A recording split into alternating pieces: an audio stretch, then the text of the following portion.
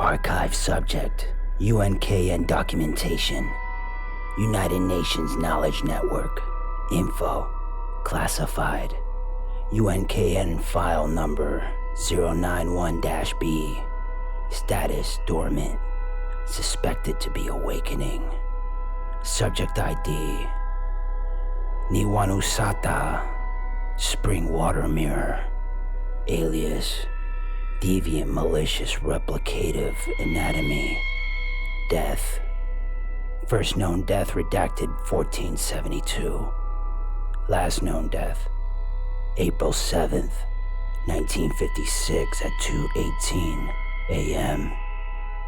File type entity 133-B, subject location, Northwestern United States, encounter location, U.N.K.N National Wildlife Refuge, victim, George James Alexander, year, spring, 1919. It was the spring of 1919, and George Alexander had been a logger for now 13 years. Every day was no different than the next. Each week, the brute man would drink his measly wage of $13.55 at the local pub. A man with no wife nor child, perfect for what was to come. The company the man worked for was starting a deforestation project near what is known today as the U.N.K.N National Wildlife Refuge. Nothing out of the ordinary. Clear 500 acres of pristine forest to build another unwanted corporate warehouse. George was known to be an alcoholic and not much of a thinker. The 5'10", 200-pound man stood near the base of an old fern that stood over 50 feet high.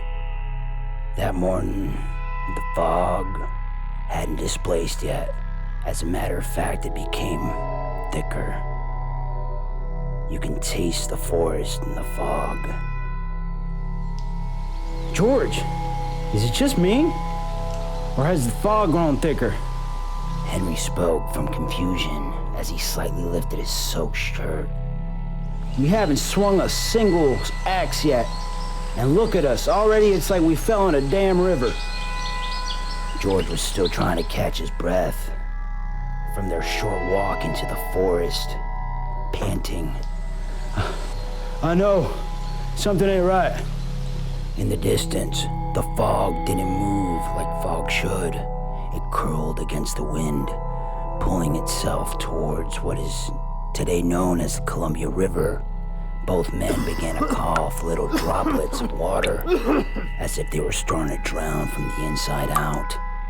As the fog became denser, the men moved slower, eventually losing sight of one another as the forest closed its tight embrace around them. Henry! Henry! George coughed again as he yelled for Henry. This time water squirted out, a milky, thick substance that left a taste of rot and sour milk in the man's mouth. Suddenly, George reached a slope in the forest, one that cost him dearly. His knees were the first to hit the ground. Leaves crumbled under his weight. He tumbled, grasping for nearby stumps, remnants of the trees they had ripped down to nothing but bare wooden sticks. It was no use. He fell all the way down, the last impact snapping through his skull like a bolt. He landed hard. The air punched from his lungs. It was then that he felt it, cold, wet, not just soaking him, but clinging, sliding under his skin as if the water itself was searching for a way in. He was lying right next to Entity 133-B, the river. Water didn't wait long to touch his arms and legs. It crept over him like it knew him. When George opened his eyes, it was night. He was alone, left behind by his company, like the trunks that lay rotting on the forest floor. He sat up, rubbing the knot on his head. He groaned as he turned his body to face the river. The fog crept in like an unwanted intruder, except it was the river that had opened the door for it to enter.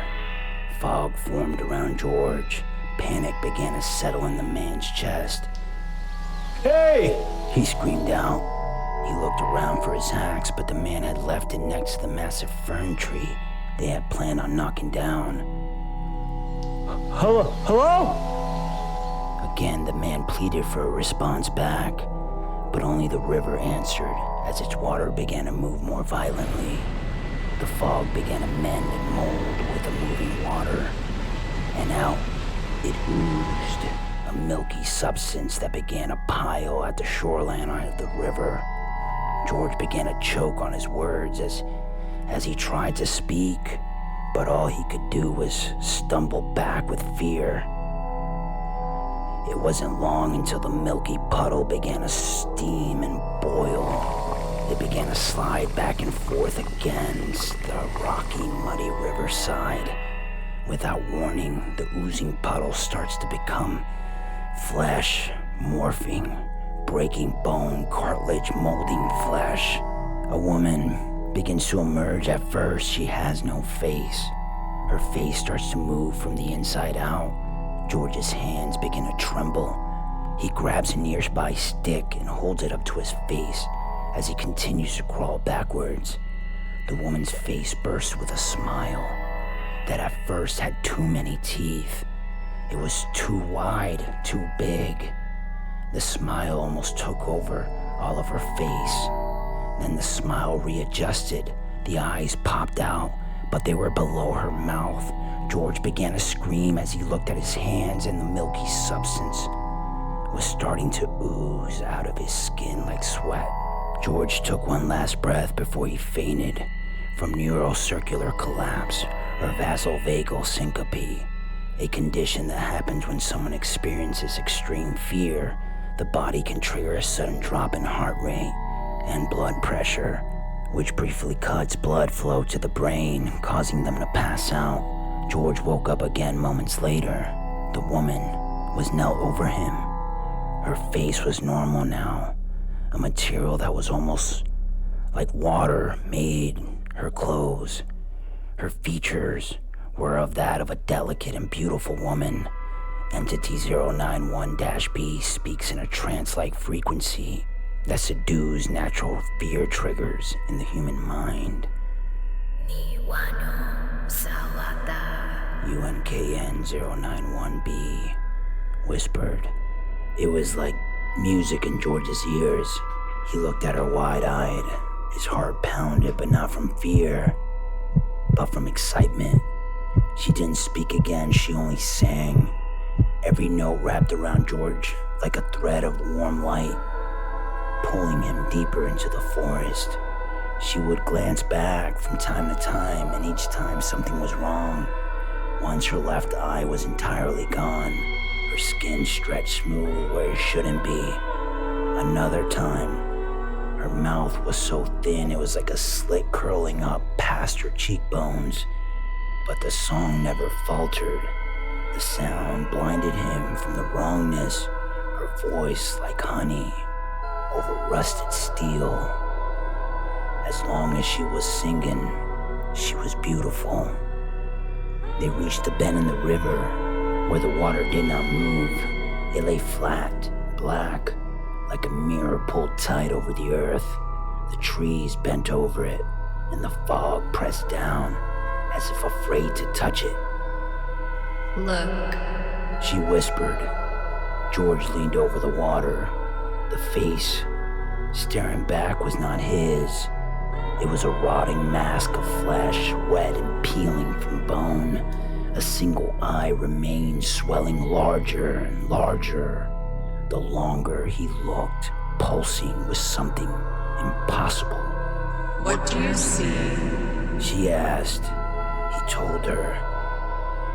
I see me, but I'm all wrong. She smiled, a slow, crooked smile. Drink what you see. Without question, he cupped the water in his hands and drank. The taste was rotten and metal. Milk gone sour altogether. He choked, coughed, tried to spit it out, but it was too late. The pain came fast. His spine arched, his bones wanted to snap like kindlings. His skin bubbled, splitting open. As the same milky substance he had drank began to ooze from his pores, it dripped in heavy, wet glops, hissing as it hit the ground. Piling at his feet, he screamed for her. She was gone. The puddle beside him grew until it was the size of his own body. George collapsed to his knees, trembling, ribs shuddering with each breath. The pile began to ooze, shift, began to mold, rise, and take shape. Flesh stitched itself together without seams. A face formed, his face, only the eyes were not human. They were bright and sharp and full of something ancient. Evil stared back at him, wearing his own skin, and it smiled. No! This can't be! George pleaded out loud. Oh, yes it can, Georgie! The clone said, its voice a wet, broken echo. It laughed, letting out a gurgling sound that made it seem as if the man was drowning. Even its laugh was wrong. It slid its feet forward like a newborn, learning to walk. But it didn't take long to figure it out. With a quick, eager stride, it leaned in close, cackling. You see, Georgie? I'm you through and through. The creature paused, placing its wet, deformed hand on George's shoulder. Ooze ran down its back, chest, the smell hitting him like a wall. It was rancid, trifle and rot, sharp enough to burn his sinuses. George gagged, coughing, as bile clogged up his throat. The clone's smile dripped small, dense clumps of decay and shredded flesh onto the ground. I'm all the parts of you worth a damn. It sneered. And the world needs less scum like you. No! George blurted out, kicking his feet forward, trying to crawl away. Get away from me! What's wrong, little Georgie? Scared of yourself? Its mouth stretched too wide, consuming its own eyes and nose. Nothing new, George! It roared with rage. Always running away from your problems. Always running away from yourself. The vile replica ground its teeth, the sound like bone splintering. Now, you'll get to run one last time. Remember that hunt, Georgie? When Papa told us there's nothing that could hunt man except evil. Tears pooled in George's eyes as he trembled. Hands clutched at his chest. He groaned in pain. The clone's laughter shredded the air. You remember, George? It screamed. Now, Georgie, we get to hunt that evil.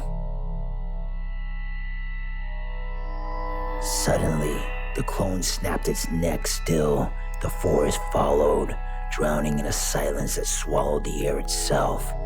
U.N.K.N. file 091-B stared into George's eyes, its own eyes black as the coldest winter night. George clenched at the soil beneath his hands. No! Please! No! George struggled to get the words out. The clone interrupted him in a mocking tone. You're nothing! It roared as strands of oozing milky pus slung out of his mouth. George looked away as he gathered all of his might and slung himself forward. and began to run from himself. I knew you would, Georgie. You always run. The clone snarled. Just like the time you ran and left Mama to get stabbed by that robber. George ran until the river seemed to loop and find him again. The echoes of his own voice tormented him as the gargling laughs filled the night sky. Man, Georgie, you can't even run away right. The clone's voice sounded more and more like George.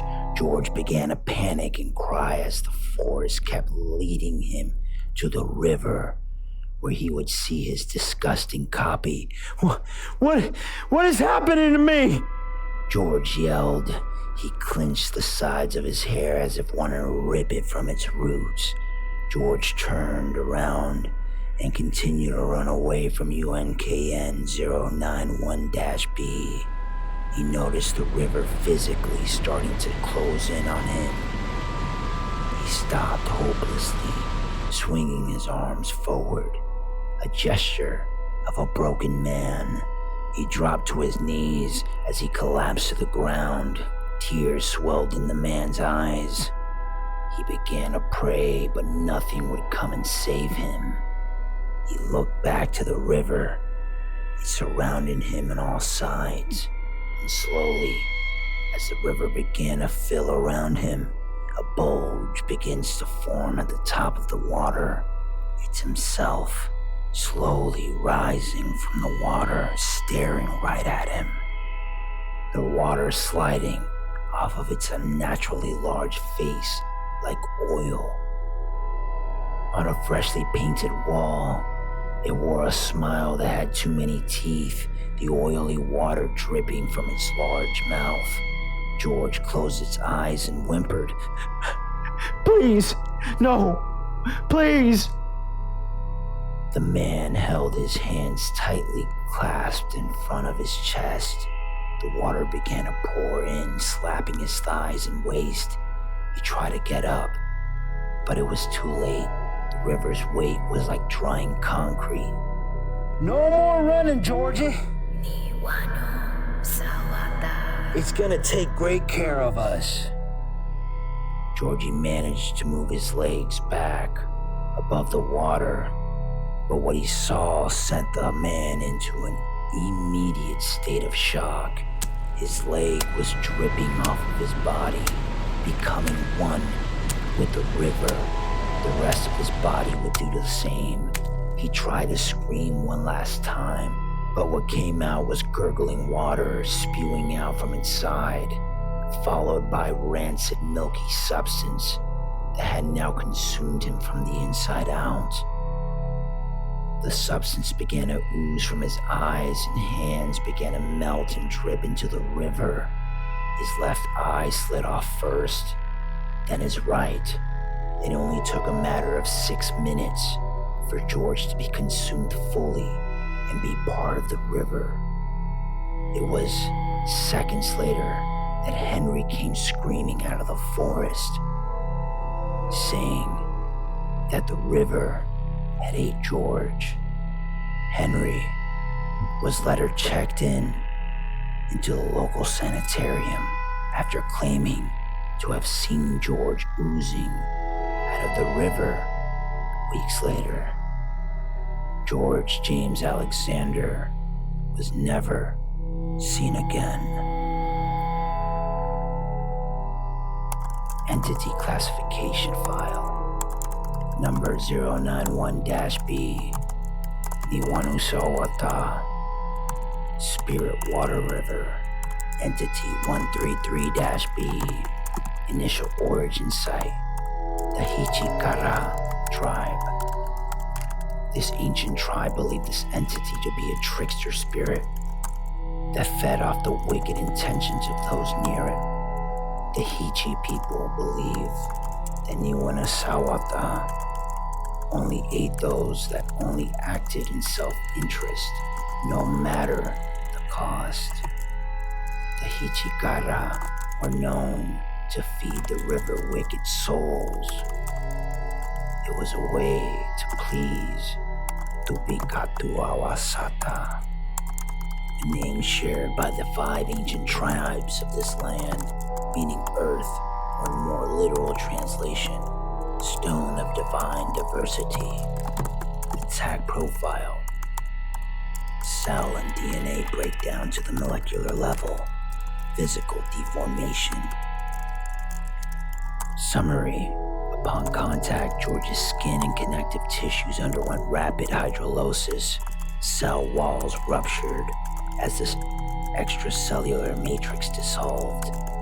The river water, containing the entity's unknown enzymatic compound, replaced his blood, George James Alexander's plasma, within minutes.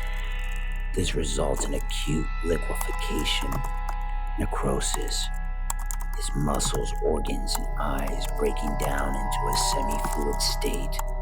Neurological pathways collapse in stages. Brain stem suppresses halted motor control. Visual cortex shuts down, causing eyes to collapse. Anatomic nervous system failure stopped breathing. By the time his torso submerged, over 80% of his peripheral nervous system had already degraded.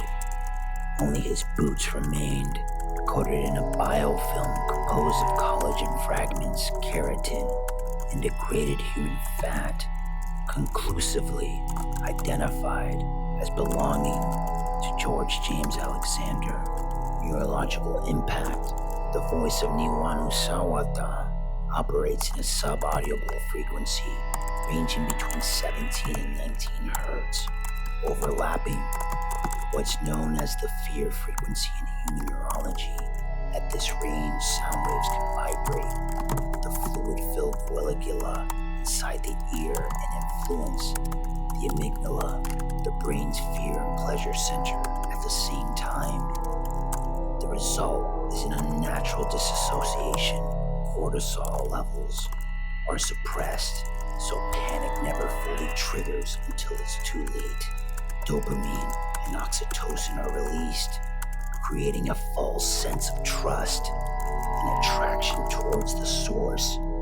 Memory encoding becomes impaired, events feel dreamlike, and victims have difficulty distinguishing hallucinations from reality. This process can create intense physical symptoms, loss of time perception, altered breathing rate, sudden warmth in the chest, a sensation of being underwater, even in open air. In George's case, the entity's frequency bypassed the initial terror receptor and replaced it with a deep, almost euphoric fixation, leaving him vulnerable to suggestion, contact, and eventual replication. Case 091B. Outcome. Body unrecoverable. Only boots found coated with liquefied human tissue. Confirmed to be George James Alexander. Contaminant status. Entity 133-B remains dormant for now.